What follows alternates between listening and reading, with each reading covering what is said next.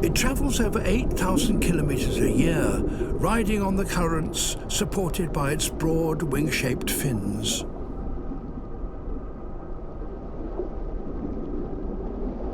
This one may not have eaten for 2 months.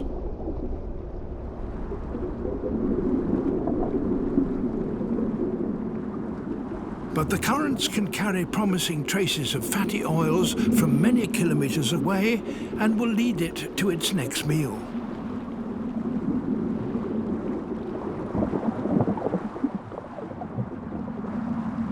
After days of travel, the smell of food gets stronger.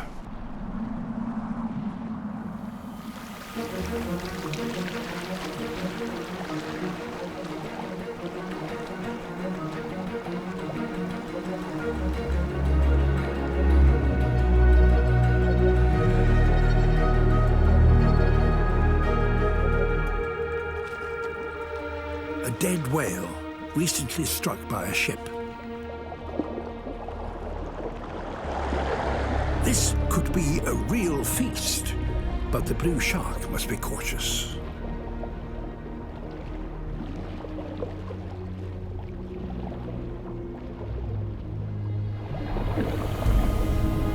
Great white sharks,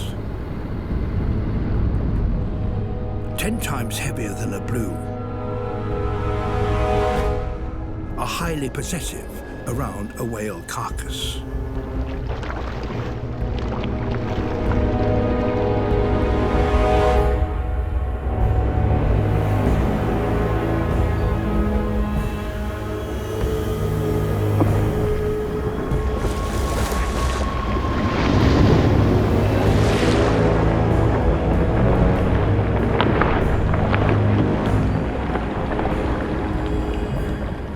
Great whites are eager to feed on energy-rich whale blubber, which we now know forms a major part of their diet.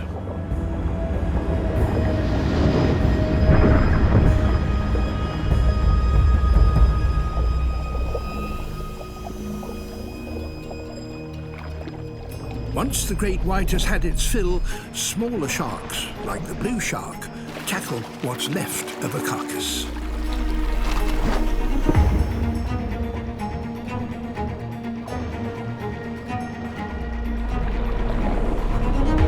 As the oils from this dead whale spread more widely, more and more blue sharks appear.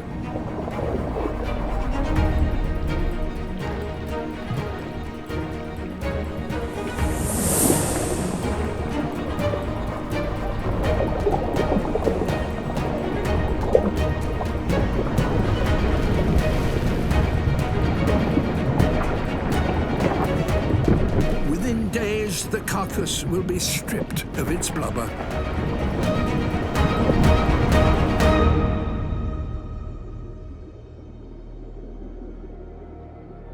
Then, no longer kept buoyant by its oil, it will sink into the depths below.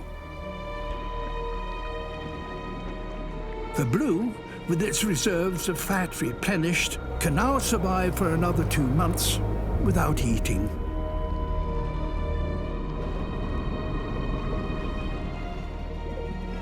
Even when more sea lions arrive, they can't seem to break down the sardines' coordinated defenses.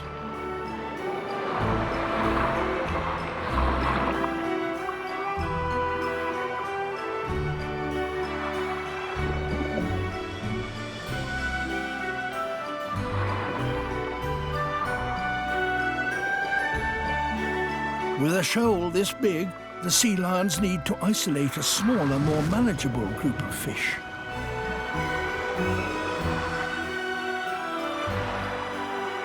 But with so few predators, the fish still have the advantage.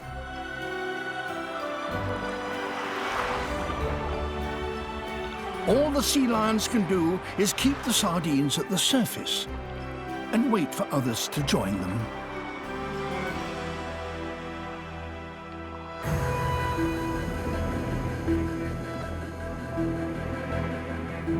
Tuna. Their arrival changes everything.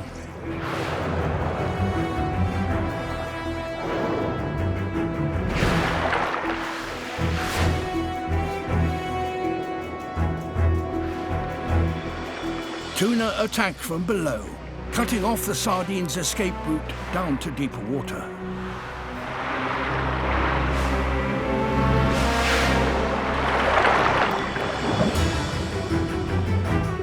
Next to appear shearwaters. Excellent flyers, but also surprisingly agile underwater. With so many predators attacking from all sides, the advantage starts to shift away from the sardines.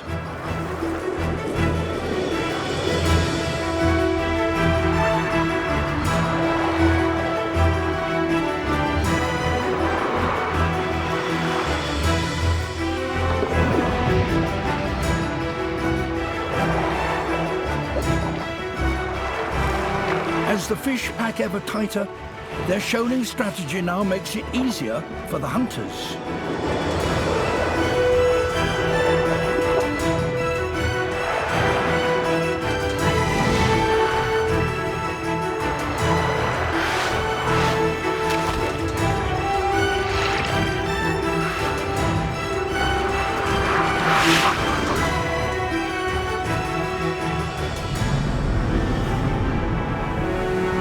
Copper sharks. They've scented blood in the water.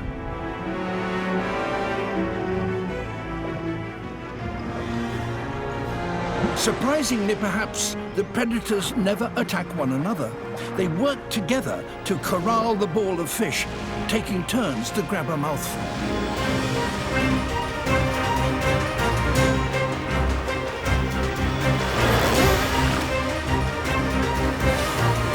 Common dolphins.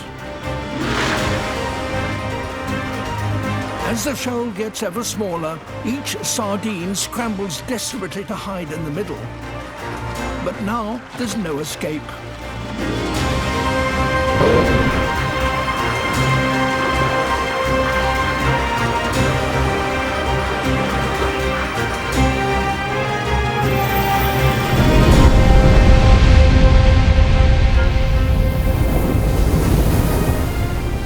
A brooder's whale finishes off the feast.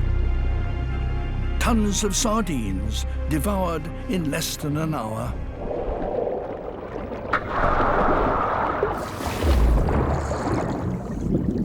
In Benga Lagoon in Fiji, the local people are proving that sharks can be more valuable alive than dead.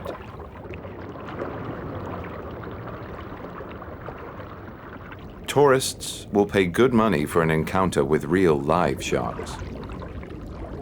This is a community-owned reef, and some of the money goes to the local villagers, a big incentive not to kill the main attraction.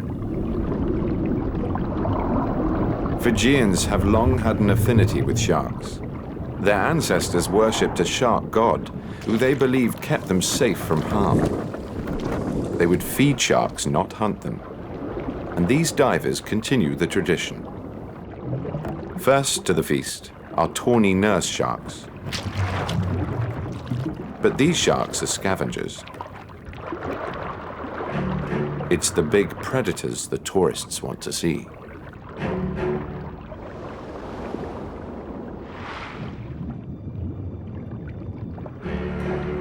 Bull sharks. Growing up to 3.5 meters long, these sharks are one of the ocean's top predators, with an aggressive reputation.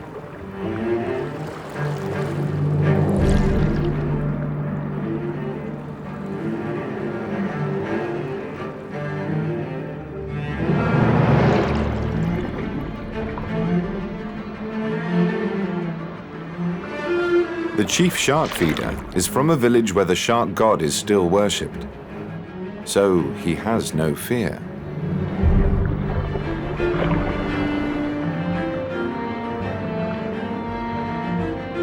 A bowl of shark fin soup can sell for over $100.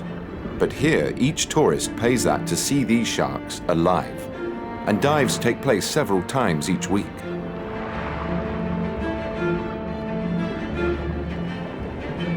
To protect the sharks, this reef has now been declared a marine reserve, with the added bonus that other fish are protected too.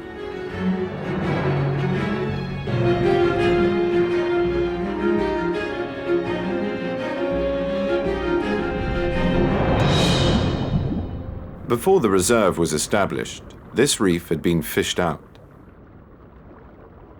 Even a single giant trevally of this size was a rarity. Today, the divers are in for a special treat.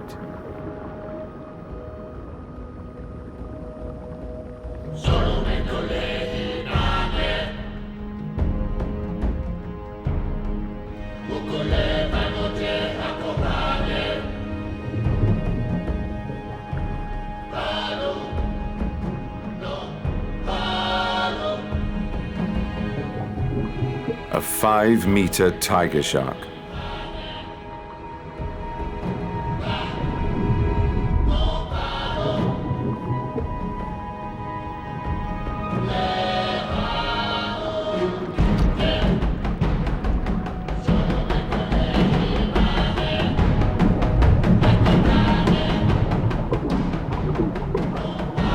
The dive leaders have named her Scarface. She turns up once a month or so.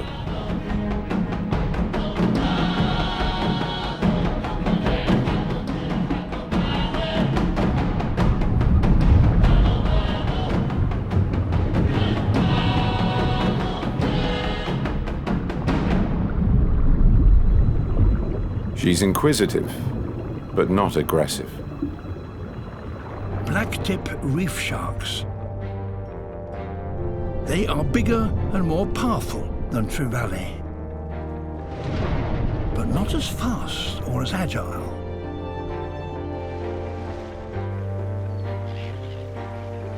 The hardyheads are well aware of them, but so long as they stay just out of reach, they have little to fear.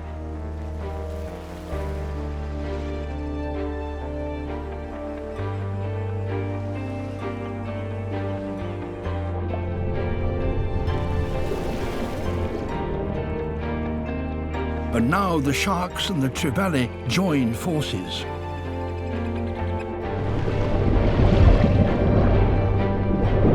Together, they enter the shallows, each looking for a chance to attack.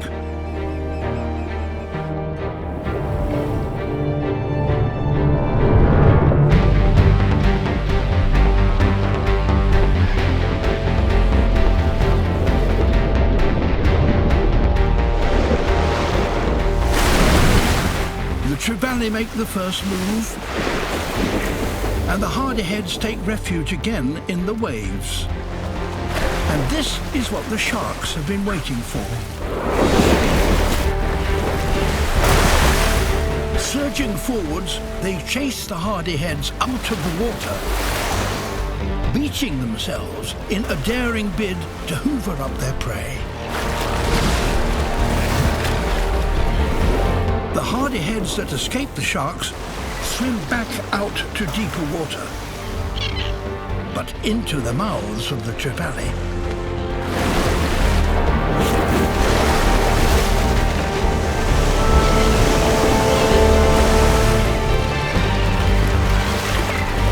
Now the receding waves help to pull the sharks back into deeper water.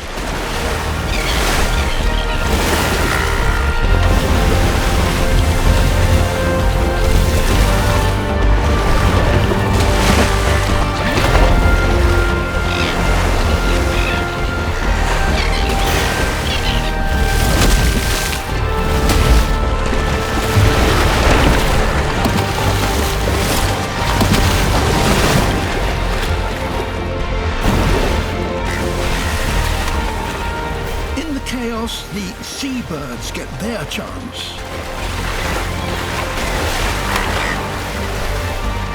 It's a feeding frenzy in only 10 centimeters of water. These 7-month-old black-footed albatross chicks have recently been abandoned by their parents, and now, driven by hunger, it's their time to get airborne.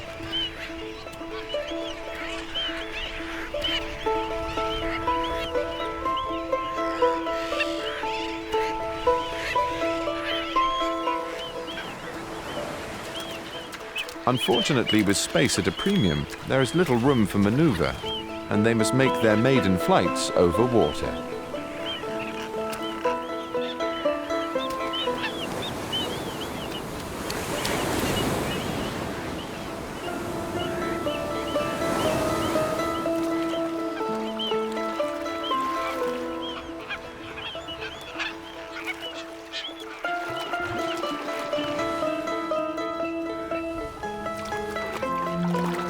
but this is no place for a paddle.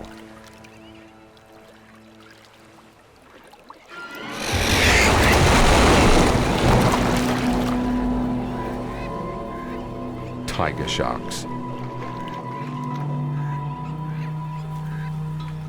A dozen sharks, each over 3 meters long, have crossed hundreds of kilometers of open ocean to attend this annual feast.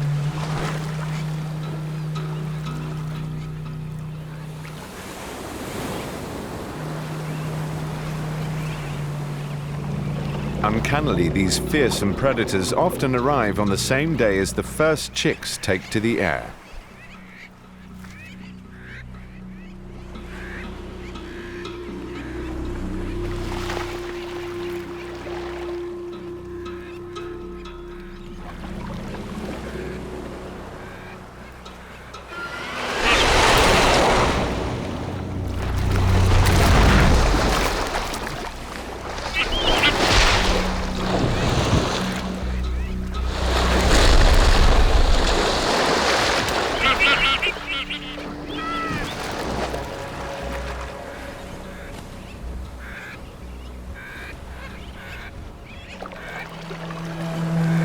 Nothing could have prepared these chicks for such an encounter.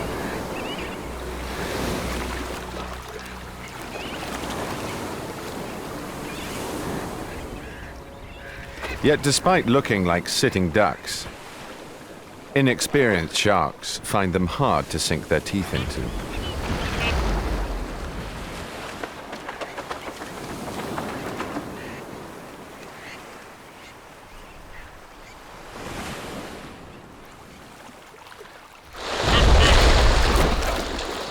In an ocean where food is so hard to come by, the sharks can't afford to keep missing.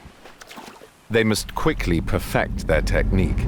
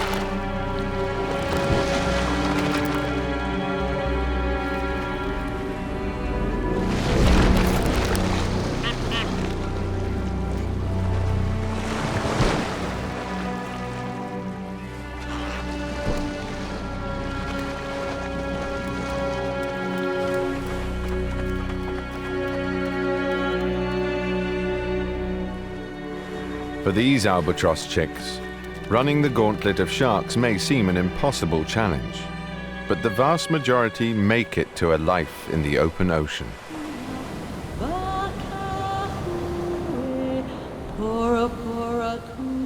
In the shallow waters around an island's base, coral reefs rise towards the surface.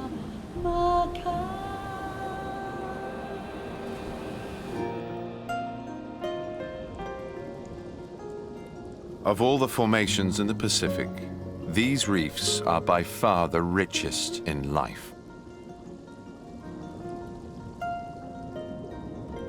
There are hundreds of different kinds of coral, and all are made up of millions of tiny creatures called polyps, each covered in a hard skeleton. Reefs are home to thousands of specialists, like these razorfish that blend into the staghorn coral around them.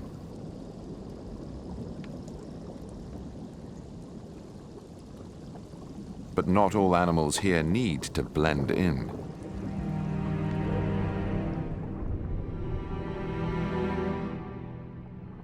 Grey reef sharks.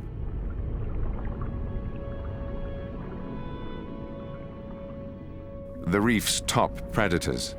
These sharks patrol the waters on strong currents.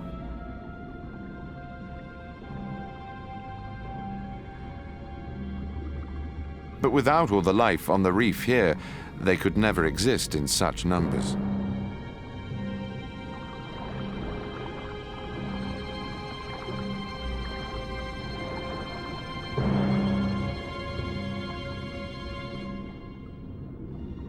They may be idle right now, but they won't remain this way for long.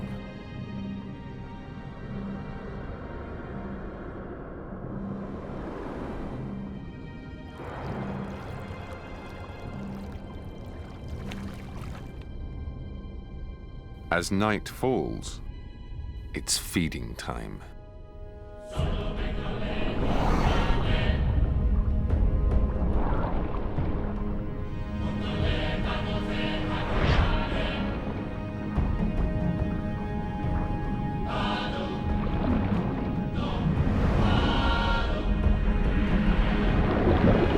Needlefish stalk the coral shallows in search of food. Predators by day, at night they become the prey.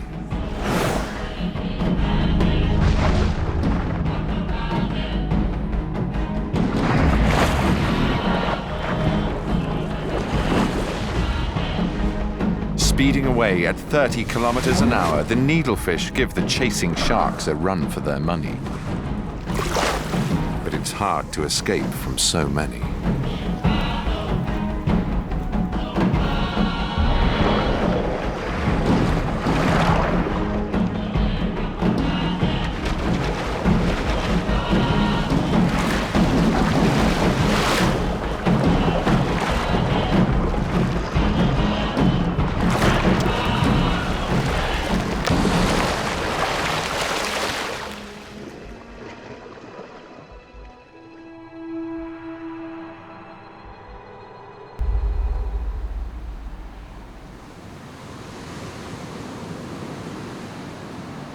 The oceans around southern Asia are also feeling this pressure.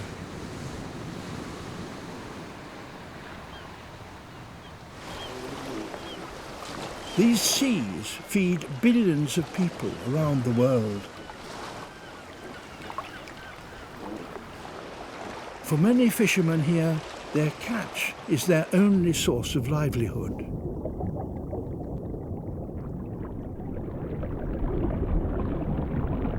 And there is one fish here that they prize above all others.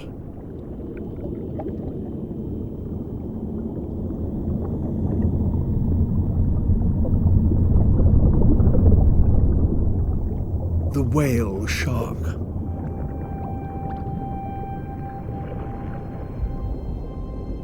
It swims slowly, gently harvesting the plankton. It's almost 20 meters long, the largest fish in the world.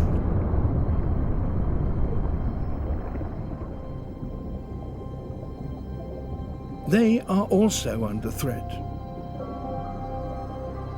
Like many shark species in Asia, populations have declined by more than half in recent years.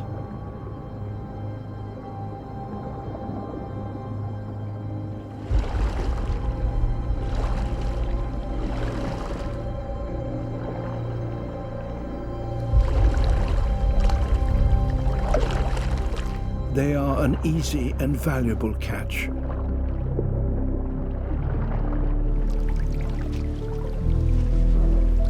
But here there is a respect for the seas and their inhabitants. Whale shark hunting has now been banned across Indonesia's waters.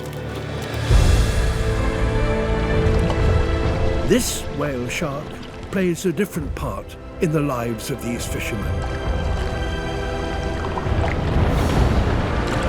They feed him, and the relationship seems to bring joy to both parties. And with this new protection has come something truly remarkable.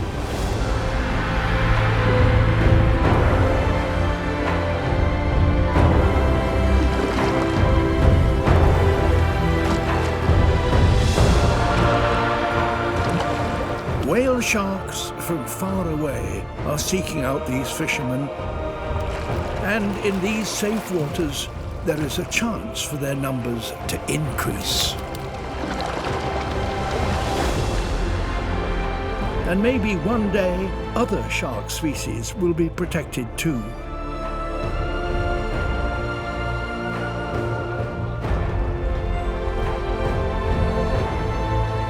The people here have made a simple but extraordinary choice.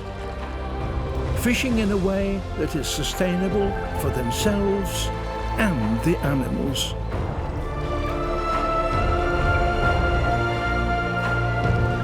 Caring for wildlife is surely our shared responsibility. Across this vast continent and across the world, it is decisions like these that are key to protecting the planet's most precious diversity.